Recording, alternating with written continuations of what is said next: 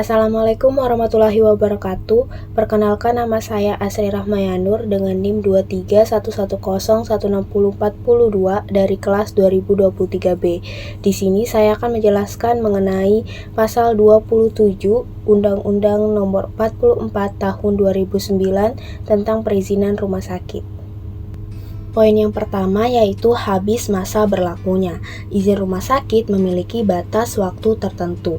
Jika masa berlakunya habis dan tidak diperpanjang, izin tersebut akan dicabut dan operasional rumah sakit menjadi ilegal. Sehingga hal ini tuh mampu menurunkan kepercayaan masyarakat dan pasien. Bisa terkena sanksi administratif seperti peringatan tertulis dari pemerintah daerah ataupun pusat, diberi denda, dan terjadi pembekuan sementara operasional hingga izinnya itu diperpanjang. Oleh karena itu, penting sekali bagi manajemen rumah sakit untuk proaktif dalam memperbarui izin sesuai dengan ketentuan yang berlaku agar operasional tetap sah dan legal sesuai dengan pasal 27 Undang-Undang Nomor 44 Tahun 2009. Poin yang kedua yaitu tidak lagi memenuhi persyaratan dan standar.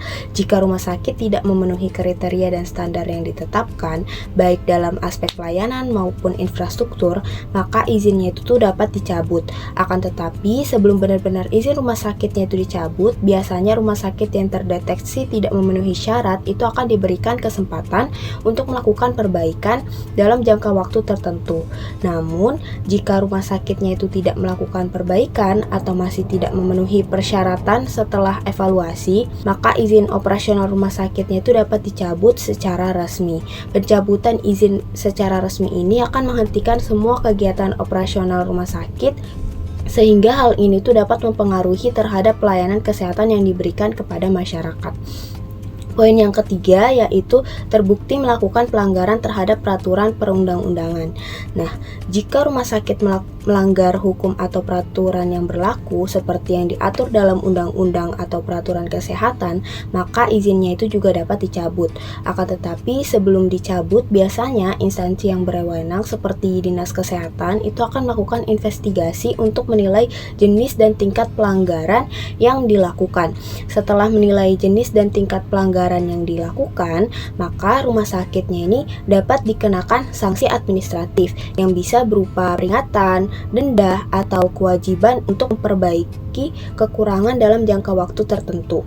Nah, jika pelanggaran yang dilakukan cukup serius dan tidak bisa diperbaiki dalam batas waktu yang ditentukan, barulah izin operasional rumah sakitnya ini dapat dicabut. Hal ini berarti rumah sakitnya itu tidak boleh lagi beroperasional sampai memenuhi semua persyaratan yang ditetapkan. Poin yang keempat yaitu atas perintah pengadilan dalam rangka penegakan hukum.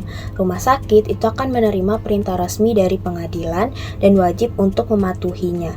Biasanya perintah resmi ini tuh menyatakan tindakan yang harus dilakukan seperti penghentian operasional ataupun restrukturisasi operasional sesuai dengan instruksi. Setelah perintahnya itu dilaksanakan, instansi pemerintah biasanya akan melakukan evaluasi untuk memastikan bahwa rumah sakitnya itu benar-benar mematuhi perintah tersebut. Jika rumah sakitnya itu gagal mematuhi perintah pengadilan, maka rumah sakit itu tuh dapat dikenakan sanksi ataupun pencabutan izin operasional. Tindakan hukum lebih lanjutnya itu dapat diambil pada pengelola rumah sakit jika terdapat pelanggaran hukum yang lebih serius, termasuk kemungkinan tuntutan pidana. Dari penjelasan tadi dapat disimpulkan bahwa secara keseluruhan pasal ini tuh bertujuan untuk memastikan bahwa rumah sakit harus beroperasional sesuai dengan standar yang ditetapkan. Hal ini dilakukan demi menjamin keselamatan serta kualitas pelayanan kesehatan kepada masyarakat.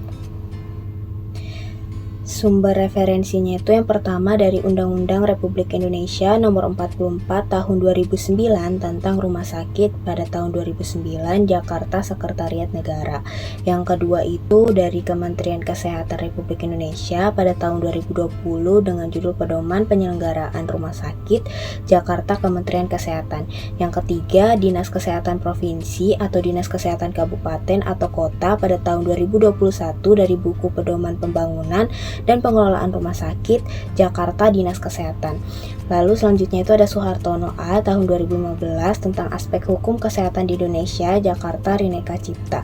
Yang terakhir itu ada dari Yusri S pada tahun 2018 dengan judul Manajemen Rumah Sakit, Teori dan Praktik pada Jakarta Salemba Medica. Itu saja yang dapat saya sampaikan, kurang lebihnya mohon dimaafkan. Wassalamualaikum warahmatullahi wabarakatuh.